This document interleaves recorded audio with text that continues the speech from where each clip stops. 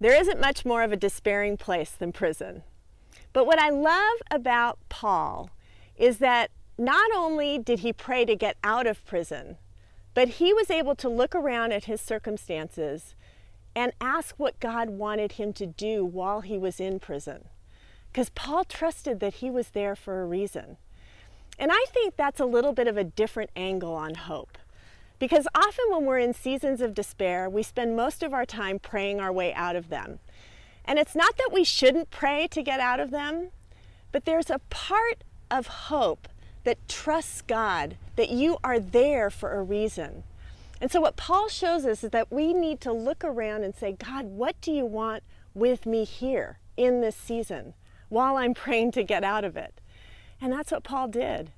And so the words that he writes that I include in 40 verses are, brothers and sisters, I want you to know that what has happened to me has actually served to advance the gospel. That was Paul's perspective. He just knew that he was there for a reason, and so he knew that God was using other people on his behalf.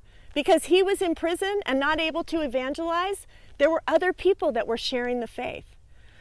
And then Paul looked around and he said to himself, what can I do? You know what? I can write letters. And so he sat down and wrote letters to the churches.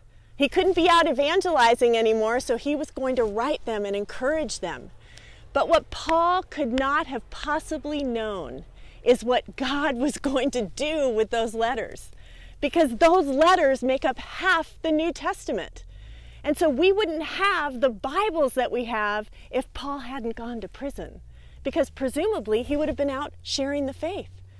But imagine how God used that prison sentence for him to share the faith with so many more people, people beyond his imagination.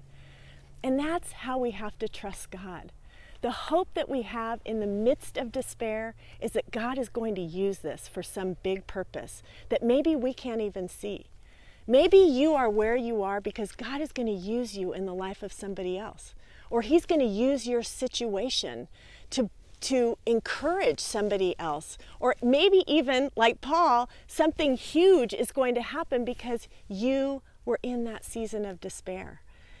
And so that's a little bit of a different angle on hope. It's trusting that we are where we are for a reason. It doesn't mean we don't pray to get out of it. It doesn't mean we have to love where we are. You may be somewhere that you don't want to be.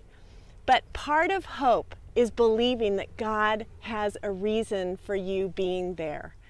And so we need to trust that wherever we are, God has us there because he is doing something that possibly we can't see. And certainly we know that every time we open the Bible, that Paul could not have seen what God was going to do with that despairing season of his life.